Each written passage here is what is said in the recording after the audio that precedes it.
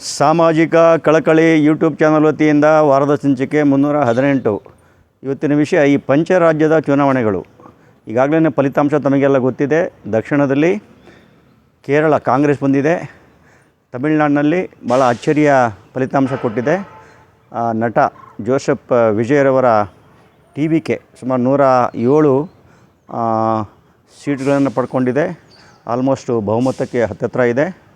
ಹಾಗೆಯೇ ಉತ್ತರದಲ್ಲಿ ಅಸ್ಸಾಂನಲ್ಲಿ BJP, ವೆಸ್ಟ್ ಬೆಂಗಾಲ್ನಲ್ಲಿ BJP ಮತ್ತು ಪುದುಚೇರಿಯಲ್ಲಿ ಅದು ಲೋಕಲ್ ಒಂದು ರಂಗಸ್ವಾಮಿಯವರ ಪಕ್ಷ ಇದೆ, ಅದು NDA ಅಂತ ಹೇಳ್ತಾರೆ, ಅಲ್ಲಿ ಬಂದಿದೆ.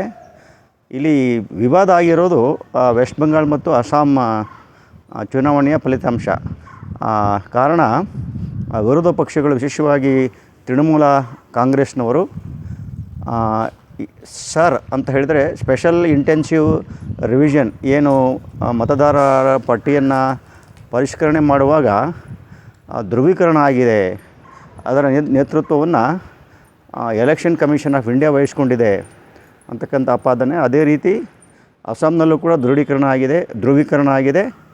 ಅಲ್ಲೂ ಕೂಡ ಎಲೆಕ್ಷನ್ ಕಮಿಷನ್ ಆಫ್ ಇಂಡಿಯಾ ಏನು ಇಂಪಾರ್ಷಿಯಲ್ಲಾಗಿ ಎಲೆಕ್ಷನನ್ನು ಕಂಡಕ್ಟ್ ಮಾಡಿಲ್ಲ ಅಂತಕ್ಕಂಥ ಆಪಾದನೆ ಇದೆ.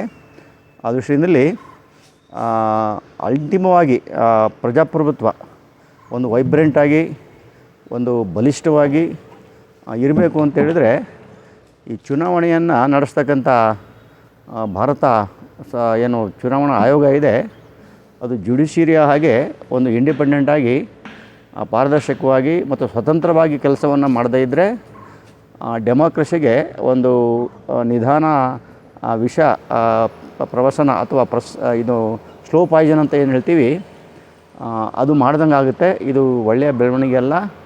ಈಗಿನ ಎಲೆಕ್ಷನ್ ಕಮಿಷನರ್ ಏನಿದ್ದಾರೆ ಅವರ ಮೇಲೆ ಭಾಳ ಆಪಾದನೆಗಳಿದೆ, ಆರೋಪಗಳಿದೆ. ಅದರಿಂದ ಹೊರಬರಬೇಕು ಅವರು.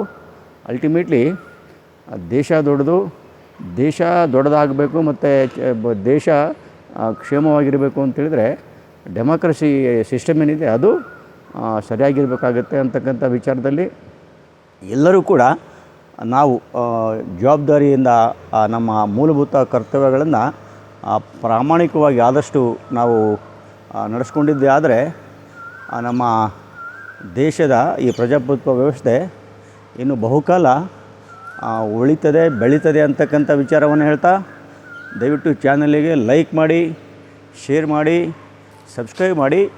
ಪುನಃ ಮುಂದಿನ ವಾರ ಹೊಸ ಸಂಚಿಕೆಯೊಂದಿಗೆ ಬರ್ತಾಯಿದ್ದೀನಿ. ದಯವಿಟ್ಟು ಇದನ್ನು ಫಾರ್ವರ್ಡ್ ಮಾಡಿ, ಸಬ್ಸ್ಕ್ರೈಬ್ ಮಾಡಿ. ಎಲ್ಲರಿಗೂ ಮತ್ತೊಮ್ಮೆ ಧನ್ಯವಾದಗಳು.